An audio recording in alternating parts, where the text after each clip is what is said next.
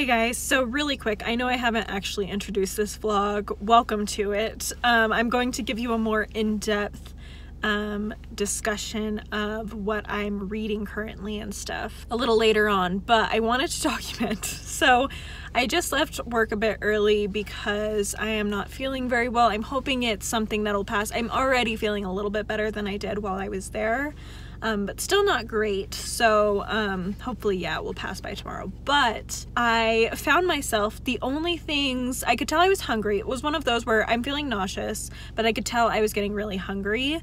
But the only things that sounded good was saltine crackers, Sprite, and crazy bread from Little Caesars. And so I just went to my local Little Caesars to order some crazy bread, and they told me it would be a 30-minute wait because of obviously staffing shortages that are still going on, and I was willing to wait 30 minutes to get a single bag of Little Caesars bread, of crazy bread, because it was literally the only thing that sounded good, and I felt like I needed something tonight more substantial than just saltine crackers and Sprite.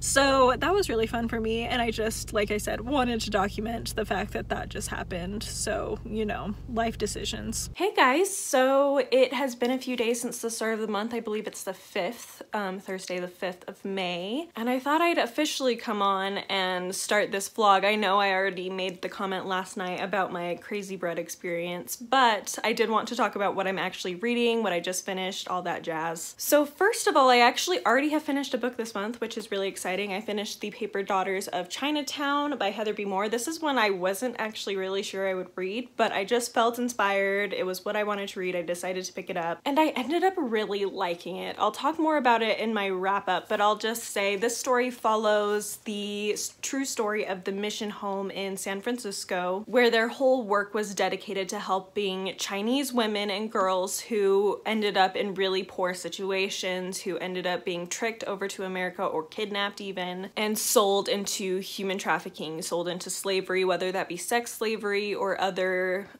types of slavery. They were just severely mistreated, abused. And this woman, Donaldina Cameron, came in and really started moving this mission forward, and she did a lot of good. She worked, I think it was almost 30 years that she spent as a director and directly full-time involved with the mission home, and then after retirement she continued to be of service as much as she could. And so we follow her as well as a fictionalized girl, Chinese girl from the time that really represented a lot of what these girls were experiencing. I loved the way this book was set up, first of all, because in the back after each chapter there are chapter notes that describe the events of that chapter and what's actually true, which was really fascinating to read about. It was definitely a difficult story to read, although I will say if this is a topic you're interested in but you really struggle with more graphically described abuse, this may be what you want to read, because even though it does approach what was going on and discusses it, it's not quite as graphic and intense as a lot of other books I've read which contain this content. Again, keep in mind it is involved, this book is discussing a really hard topic. It's not necessarily shying away from it, but it just doesn't make it quite as graphic. It doesn't describe things quite as in depth, and so it's definitely, as far as this topic goes, a little bit of an easier read for it. Definitely cried several times during reading this. It was really heartbreaking. I will say the writing style isn't my favorite. It wasn't necessarily bad, like it told the story fine, but it didn't draw me in as much. It didn't really bring the world to life as much. There was a little bit of a feeling of just being informed about what this woman did in a more narrative form, but it was almost like being told a story as opposed to being drawn into the story, if that makes sense. So it definitely lacked a little bit writing style wise for me, but overall I love that this author decided to write about this topic. It's something I had never heard of before, but it was really moving and heart-wrenching, and just, yeah, it was a wonderful, wonderful book if you're interested in this sort of thing, or just want to learn about a time period of history, a event, I guess, in history that maybe you don't know as much about. This would be a great read for you, and it's not terribly long. It's not super short. It's very middle of the road, but it's a little bit under 400 pages. I think it's just 340 pages. So like I said, not long at all. And yeah, pretty quick read overall and a really good one. So there is that. So then I did finish that yesterday, and I ended up reading the first couple pages of Half Sick of Shadows by Sebastian. I took off the desk jacket because that's just what I do. And so far I'm actually really liking the writing style in this, and I feel like it will lend itself to really great storytelling. So I'm excited about this. Like I said, I've literally only read the first like 2 or 3 pages. So I don't have any solid opinions on characters or plot or anything, but the writing style is good. It's a little bit more on the flowery side, but not too much for me. I enjoy it. We'll see if as I continue to read if it gets, because sometimes there's some writing styles that I like to start, but the more I read them, the more just it becomes too much. So we'll see if that ends up happening with this. But so far it's going well, and hopefully I'll be able to finish it pretty quickly. Audiobook wise, I actually started listening to If Walls Could Talk by Lucy Worsley, which is a nonfiction about the history of the rooms of a house. So it goes through each room and different things that occur in that room and the history of those things. So right now it's focusing on the bedroom, so it's talked about sex, obviously it's talked about sleep, it's talked about clothing and what people wear and how people get dressed. It's also talked about giving birth and about nursing and other things. So it's a really interesting look at just the daily lives of people. It starts mostly medieval times and then moves up through more the modern day. So it's really interesting going through all these different aspects of life and how they've been treated over time. I think it's also bringing home to me a little bit more that history is a different world. Like, it's so hard to judge people of different time periods about certain things because it's just it's a very different world. We just don't understand what it's like to live there because cultural expectations and ideas are very different. But yeah, I'm really enjoying that. The narrator is not super great, but she's not awful either, so it's bearable. There's certain things that like she'll change her voice for quotes and like do accents and stuff, which I just feel like is kind of unnecessary. Like, just give me the information. I don't need you to have a German accent when you're reading a German quote. And it also impacts the way she reads other things surrounding it. So like the narrative surrounding the quote, she'll change her voice slightly because she's preparing for changing her voice for the quote, or she's coming out of changing her voice for the quote. And so it makes it hard to tell where the quote begins and ends because it all sounds very much the same, especially when it ends, because when it begins, they'll usually say, this person said, or whatever. But yeah, so there's a little bit of weirdness there with how she changes her voice modulation and pitch, but overall it's been enjoyable to listen to, and it's not super long, so that should be a good one. It's fun to listen to as I drive. I usually listen to my audiobooks pretty much just when I drive to and from work, and sometimes other locations depending on my mood. And sometimes I like to just listen to more like informational stuff during that, and it's been a while since I've listened to a non-fiction on audiobook. I've been listening to a lot of classics, which is fine and I enjoy it, but it's nice to get a little bit more non-fiction in there. So anyway, all that to say, audiobook's going well as well. Like I said, it's Thursday when I'm recording this. Tomorrow is Friday and I'm graduating tomorrow, which is so exciting. I'll try to get a little bit of footage in for that, at least for me walking across it. They're doing a drive-through convocation again, not just because of COVID, but just because a lot of people have liked it, which I can understand because then you're only there for a few minutes, you're able to be up close and personal, get really good pictures, and you're not necessarily like sitting around waiting for hours and hours waiting for every single person to walk across the stage or whatever. So I feel like it makes sense that it works much better. It's sad because I'm only allowed one car, so like I can only really invite my immediate family, which honestly is fine by me, but I know there's like my grandparents probably would have liked to be there and stuff, but oh well, I'm excited about that. So like I said, I'll try to get at least a little bit of footage of that, if nothing else, depending on how the day goes. And I may end up going book shopping in between. So basically I have the convocation walking in the morning, And then I have the ceremonies in the evening with all the talks and with walking the procession and stuff. So that will be really great. And because we have all that time in the middle, I can go out to eat. We'll probably I might go book shopping, like I said, depending on what my family's willing to let me do. I did get a gift card for Barnes & Noble for my grandparents for graduating since they're so amazing. So I may end up using that. We'll see. I have a couple things in mind that I may want, so that could be really great. And then I wanted to mention as well that I probably will be starting Tess of the D'Urbervilles on Saturday. I just feel like that's going to be the best day to start something like that. With today, I'm going to be working, and then I'll have to get ready, make sure everything looks nice and good for tomorrow, and then tomorrow obviously I'll be doing all that all day. I could potentially start in the evening, but I may just want something light and fun to read in the evening, or maybe I'll end up watching something with my siblings. Who knows? I'm also going to be watching my siblings starting Saturday because my parents are going to Scotland. So the day after I'm graduating, they're flying to Scotland without me, which is fine. It's fine. They're going with my uncle and aunt, and they'll be gone for about 10 days. So I get to watch my younger siblings who are still at home while they're doing that, which will be great and fun. And yeah, that's what I'm going to say for now. This clip ended up being, as usual, longer than I expected it to be. I'm trying with doing 2-week vlogs.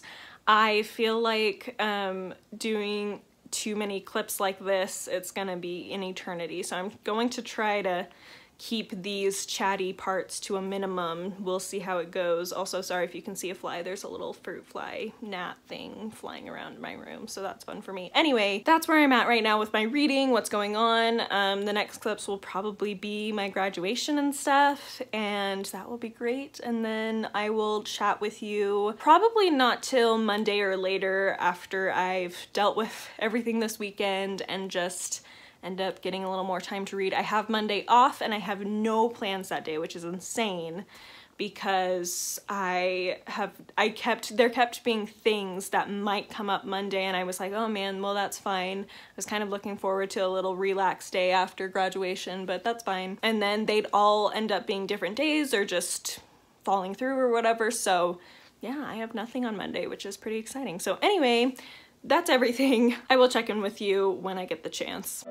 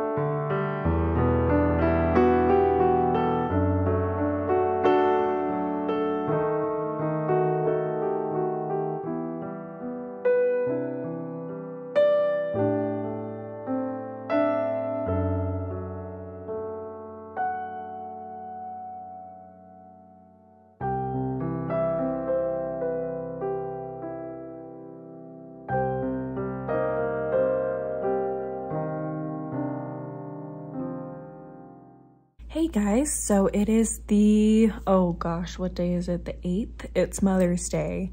I am actually watching my siblings. I think I mentioned this already, but I'm watching my siblings while my parents are on vacation. They left yesterday, just the day after I graduated. So as you've seen, probably it's been a pretty busy couple of days. I didn't even film everything from yesterday that we were doing, but I did get a little bit of the soccer game and of the dance competition. So you'll have seen little clips of those, but you also will have seen that we did go book shopping because of course, plus they were doing a 50% off deal if you ended up coming in your graduation regalia, which I did. So I was able to get 50% off at my local used bookstore, and that was really exciting. So now I have a book haul that's kind of big, and I'm a little bit mildly stressed about it because I feel like I've already purchased more books this year than I've read, and my goal towards the beginning was to not do that.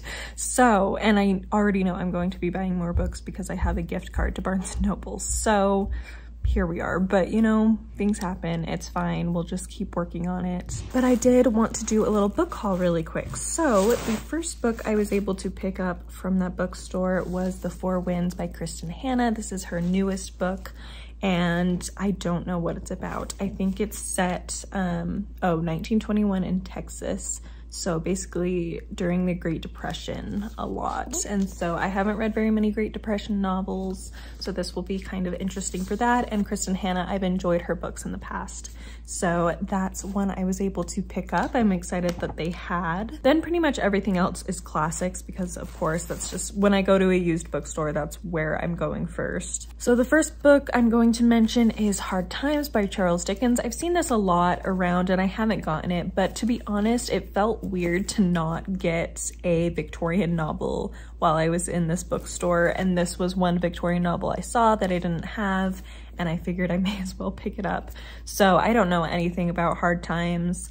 I have heard mixed things about it, mostly more negative things, but not, it's one that I've heard more, I guess I shouldn't say negative, more like middle of the road, like more people tend to not love it, but I don't hear a lot of like really intense hatred for it. So, and it's a shorter Charles Dickens, which is always nice to have on hand. Then I'm going to give you a little sneak peek. I picked this up for a readathon I'm hosting in June that if you've been watching my channel, you probably can guess what it is. And they happen to have this book and I was really excited about it. And that is The Book of the City of Ladies by Christine de Pizan. This is a wonderful little kind of allegory regarding a city full of ladies, and it was written in 1405, I think, by a woman, by Christine de Pizan, who discusses important contributions that have been made by women throughout time, and it just sounds fascinating, and I feel like it will be a great book to discuss with other people, so that will be great. In fact, I think when this video goes out, actually, you'll have seen my announcement already, so I feel like you can just say, yes, this is going to be the group read for Ancients-a-thon. And yeah, I think it will be a really good discussion one. So excited about that. Plus I really like this cover a lot. There's just something about it that really draws me in. So anyway, we have that. Then we have a book that I don't really like this cover because it's the film adaptation cover, but this is a book I don't really necessarily care, at least as of right now, what my cover looks like. I more just really want to read it, and it's been kind of hard to find it for really cheap at used places. So I decided to just get it because I wanted it for a long time, and then if I really love it, I can get a better cover in the future. But for now, this will just allow me to read it. And that is The Haunting of Hill House by Shirley Jackson. I have read We Have Always Lived in the Castle and The Lottery by Shirley Jackson and really enjoyed them both. So I'm excited to finally pick this up. I've wanted another Shirley Jackson super bad for a while, and like I said, I've been wanting to try to get this, but Thrift Books never has it for a very good price. I mean, especially with classics, I tend to want to find them for like less than $7 on Thrift Books if possible. And this one always is over $10 every time I see it. So I wanted to, when I saw this and it was going to be, I mean, it's $4.95, but I got 50% off. So it was only a couple dollars. I figured it was probably the best case scenario for me, and I may as well just grab it even though it's not the cover I would like.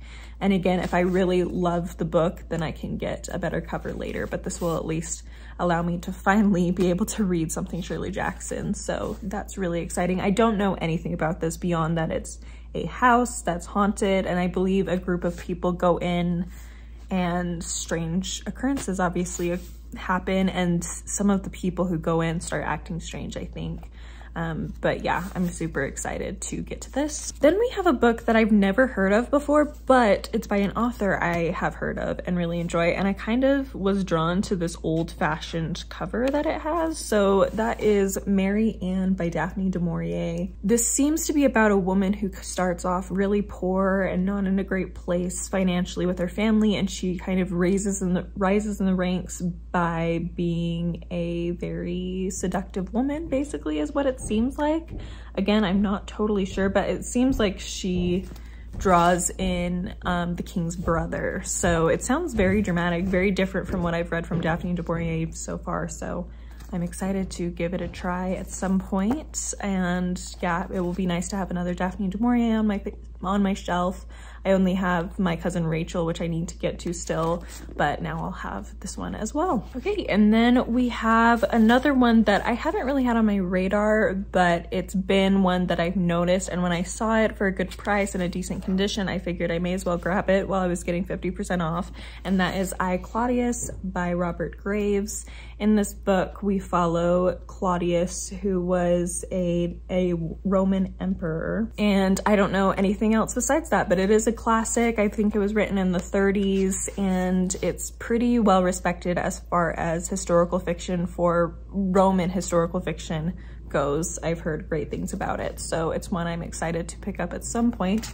I'm mildly concerned that this might be an abridged version, because I think when I've seen it before it's bigger, but I could be wrong about that. I could just be misremembering. So anyway, we'll see, but I am excited to get to this. Sorry if you hear any walking around or anything. My brother's just getting food, so, and I told him he's allowed to while I'm filming, so he's just gonna be walking around. But anyway, then I got another one that's been on my radar for years and years and years. That is The Diary of a Young Girl by Anne Frank. I have never read this, and I have honestly been trying to find a better cover than this. I've seen this a few times, but I just haven't been able to, and I was like, you know what, I just really want this book so I can read it whenever I want to. It's one that's just, it's such a popular classic, and even people who don't read very much know about it, and many of them have read it in school. I never read it in school, so I just decided to just finally pick it up, and hopefully we'll be able to get to it relatively soon. I mean, I have a ridiculous amount of books I still need to read, so we'll see, but it is one that I'm excited to finally have a copy of. Then just a couple more. I'm going to try to wrap this up a little quickly. We have Brideshead Revisited by Evelyn Waugh. I know nothing about this book, but I've seen it a lot. I know it's a pretty popular one, and I want all those popular classics. I want to be in the know. So I just decided to get this one because I kind of did like the cover. It's a very old one, but I kind of like that about it. And I was like, you know what, I just need to try Evelyn Waugh. I know some people like him a lot. I believe it's a him, them a lot, but some people don't necessarily love them quite as much. So we'll just see how this ends up going. I'm really not sure. Like I said, I know nothing about it, and I kind of want to keep it that way. So, and finally, we have a book I've never heard of before, but it's by an author that I love, and I may end up getting to the one book I have by her that I have yet to read, that I own that I have yet to read. And so I wanted to make sure I have another one by her so I am prepared. So I always have something to read by her, and that book is Mother's Recompense by Edith Wharton. This sounds like it follows a woman who maybe has an interesting relationship with her daughter. She ends up leaving. I think she abandons her husband and daughter when she's very small, and she ends up coming back because this daughter asks her to. And that's all I know about it, but it seems really interesting, and Edith Wharton is amazing, and yeah, it's a really pretty edition as well. So hopefully I'll end up liking this as much as I've liked others.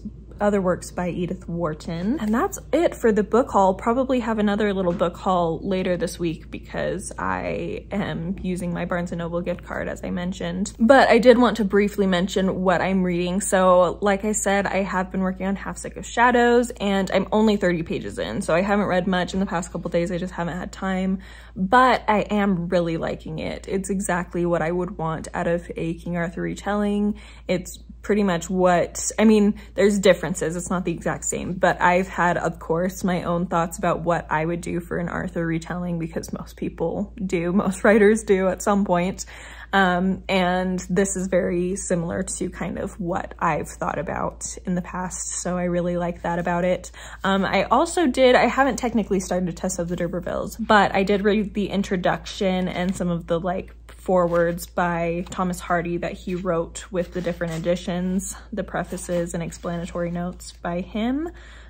So I plan to actually start it officially today. The introduction wasn't necessarily that like eye-opening necessarily, but it did talk a lot about just Hardy's view on philosophy, and it was kind of fun to read after having taken a history of psychology class, but it also really discusses philosophy because that's a huge part of the history of psychology, obviously. So it talks about the history of philosophy, and a lot of what's discussed in that class was kind of brought up in here as far as Hardy's own philosophies on life and what he kind of subscribed to. A lot of it was he was living in a time where scientific philosophy was becoming more of a thing, specifically with Charles Darwin and some other scientists, and Hardy very much seems to have aligned himself with that. And so that plays a role in a lot of his novels, which I hadn't really thought about before because I hadn't really considered that philosophical side, that philosophical idea quite as much.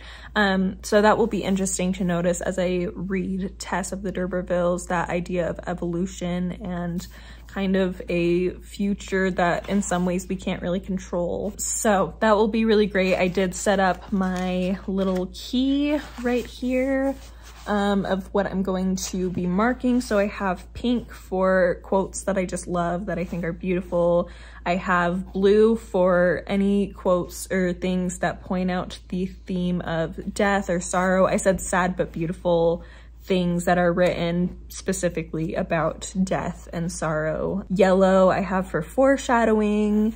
Green I have for nature as a character in the book, as well as representing things in the book.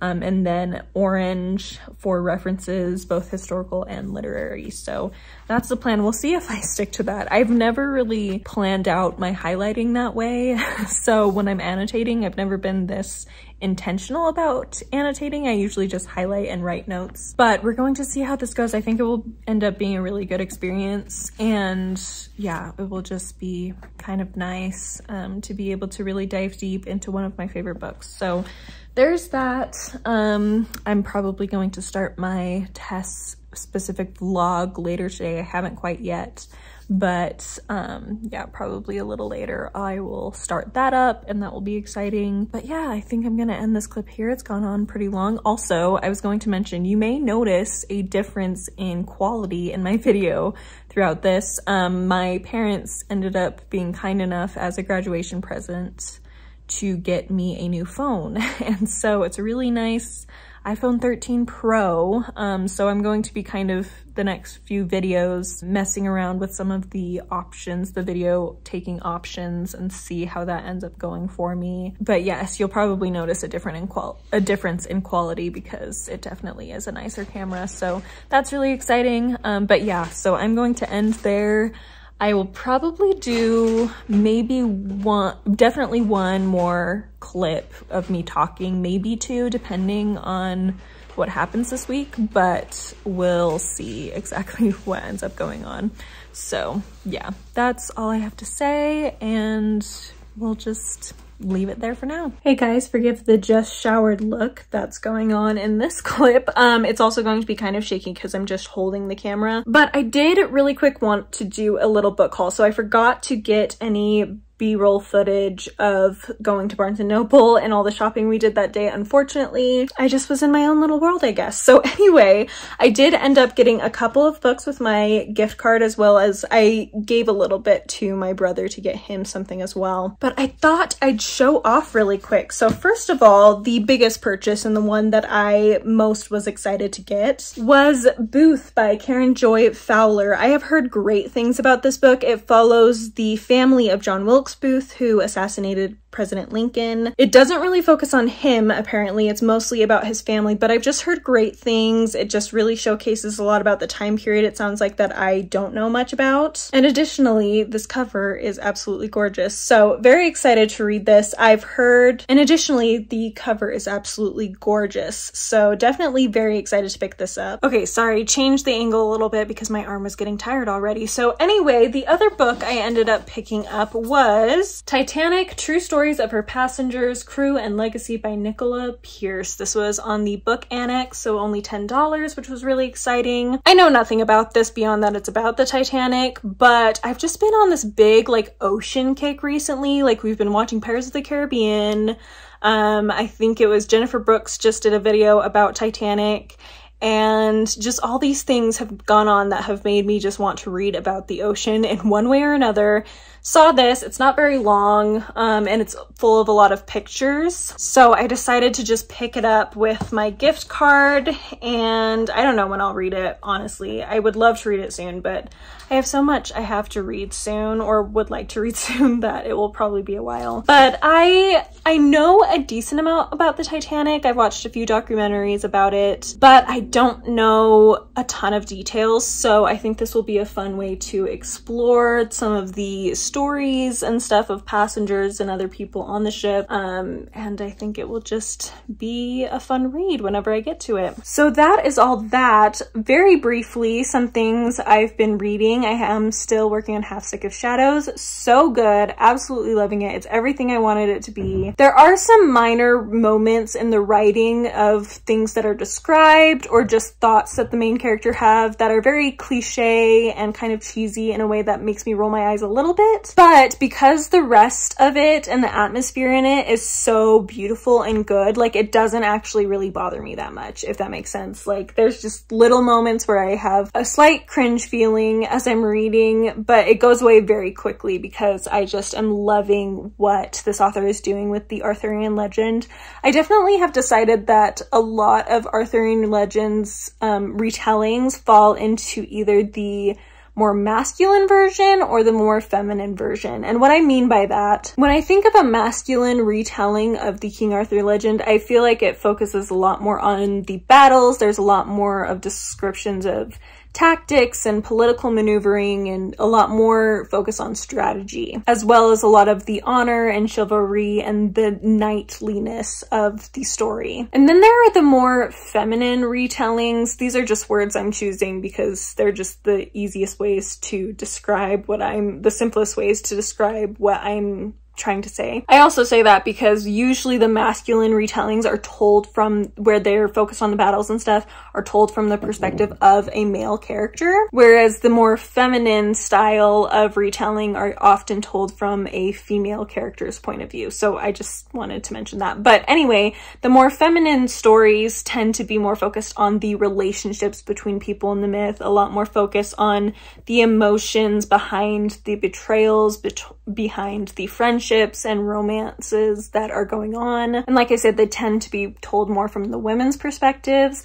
I have honestly not read that many King Arthur retellings though, so, you know, I could be totally wrong about that distinction. But from the few I've watched and the couple I've read, very few I've read, I can't even think one off the top of my head besides this one. But anyway, even some that I haven't read but I've seen synopses of, that's just kind of the pattern I've noticed. But anyway, so this definitely falls more in the feminine style retelling of King Arthur, where it's a lot more focused on relationships and things like that. So keep that in mind if you're one that likes King Arthur retellings, but you have specific things that you prefer to see in them. This is more on that more relationship-centered, relationship-focused, magic side of retelling. So, but I'm really enjoying it. It's exactly what I was hoping it would be, like I said. I'm going to try to finish this off because my arm is getting tired and I don't want you to have to see this super shaky footage for terribly long. But I will mention that I am working on Tess as well still and really enjoying it. The amount of foreshadowing at the beginning of the book, not only for things that happen towards the end of part 1 of the book, but also to things that happen at the very end of the book, is so fascinating to me. I had not realized how much foreshadowing there really is in the details of things that happen at the beginning, but I'm really liking that a lot. My audiobook of If Walls Could Talk is also really interesting. I finished the bedroom portion and I'm into the bathroom portion, so there's a lot of discussing of hygiene and stuff, which is really fascinating to learn about. So that's still going great. And yeah, that's all I'm gonna say for now. I think this is probably going to be my second to last clip. I think I'm gonna try to do one more to wrap it up. Maybe I'll get a little bit more B-roll footage right after this. I don't know. We'll see. But I will be editing and uploading this video in the next couple of days. So that's where we're at, and I will check in with you in the next clip. Hey guys, so you may be able to tell I am back in my own apartment, and I thought I would wrap this vlog up. I did want to share a few more last thoughts on Half Sick of Shadows. I have officially reached the halfway point. I'm like exactly halfway through the book and I'm still really liking it. I will say there's something about the pacing that is a little bit strange. As I believe I've mentioned before, it's sort of a switching back between past, present, and future. And because of that, technically there's a lot of different scenes happening and occurring. There's a lot basically going on because we're switching between those 3 time periods. But in the present timeline, there's not necessarily a ton that has happened. And additionally, in the past timeline, those are the 2 areas we spend the most pages in, and the past, we're focusing a lot, like a lot is happening, but it's really just meant to develop the relationships, and I feel like those scenes are getting a little bit redundant at this point. I feel like it's exploring relationships we already have a grasp on. So in some ways, because of that, the pacing feels kind of slow, even though technically the way it's written scene-wise, things are happening fast. And so it's a little bit of a strange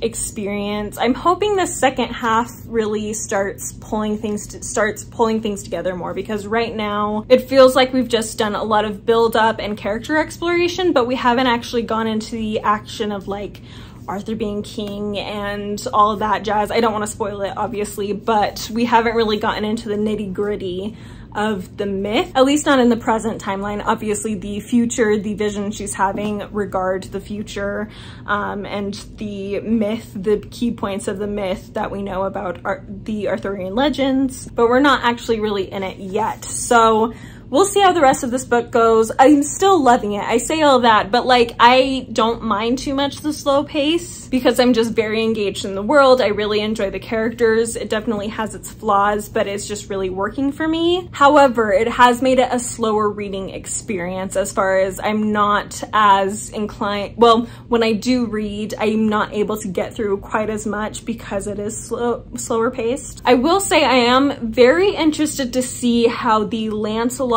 part of the legend goes based on what has happened so far, as well as I'm really curious by the way Merlin is being portrayed. I feel like when you think of Arthurian legends, you think of 2 characters first, Arthur obviously and Merlin, and then you think about, you know, Lancelot and Guinevere and everybody else, but those 2 I feel like just embody the Arthurian legend in a lot of ways. But Merlin in this so far is very much kind of a side character, and in some ways a bit of an antagonist. Like he's not like a super antagonist. It's just not clear what his motives are and what his intentions are even. So I'm very curious to see how things continue with him. And yeah, I'm just, especially because this is a standalone, I am very curious to see if this book ends vaguely or if it has a more rounded, solid ending. I'm hoping for the latter just because I feel like if it's vague, like the whole book is mildly vague, and so it may feel a little bit frustrating to me and disappointing. So I hope there's some more solid things that happen by the end to bring the myth together. But overall, like I said, I'm still really enjoying it. As for the other things I'm reading, Tess of the D'Urbervilles, I have not made it that much farther, really. I haven't even finished phase the first, which I actually intend to do tonight. I only have like 20 more pages, and it's still really good. I'm just absolutely loving it. The writing is just so beautiful, and I think the fact that I'm really focused in on the writing this time and focused in on symbolism and foreshadowing and little comments that are made that really have an impact on the story, I'm just appreciating it that much more. It's honestly making me excited to reread more of Hardy's work in this way, because I think I will just come to appreciate his writing ability and storytelling ability that much more, because I already am with Tess. So I'm also kind of stressed to finish phase the first tonight, so I'll probably also try to read some of this too. I don't want to say lighten the mood, because this is also pretty sad, but I think the magic element makes it feel a little bit lighter than Tess does. And if you've read Tess of the D'Urbervilles, you know that phase the first ends with really sad things. So I will need some cheering up probably tonight. I will be waiting till I unpack, and I'll need a shower, and then I'll probably finish reading. But anyway, other than that, I don't think I have much else to say. I'm kind of sad I didn't finish this one in this vlog. I hoped to, but things kind of got away from me. But this next week, I don't have any real plans besides work, and I'm still working part-time. So I will have plenty of time to get lots of reading in. Hopefully I don't find myself wasting time watching too many things. I mean, I always want to watch BookTube as well, but I hopefully won't get too dragged into other things. And hopefully I'll get more of my audiobook listened to, because I've taken a few days off listening to it. I just haven't been in the mood. My mind's been all over the place, so I needed to listen to just more mindless type things. So hopefully tomorrow I'll get back into listening to that. And yeah, that's really all I have to say about this end of the vlog and where I'm at. Thank you so much for watching. Let me know down below if you've read any of the books I've discussed, what you thought about them. Also, be sure to like this video and subscribe if you would like to. I would be so happy to have you. Thank you again so much for watching, and I will see you next time. Bye!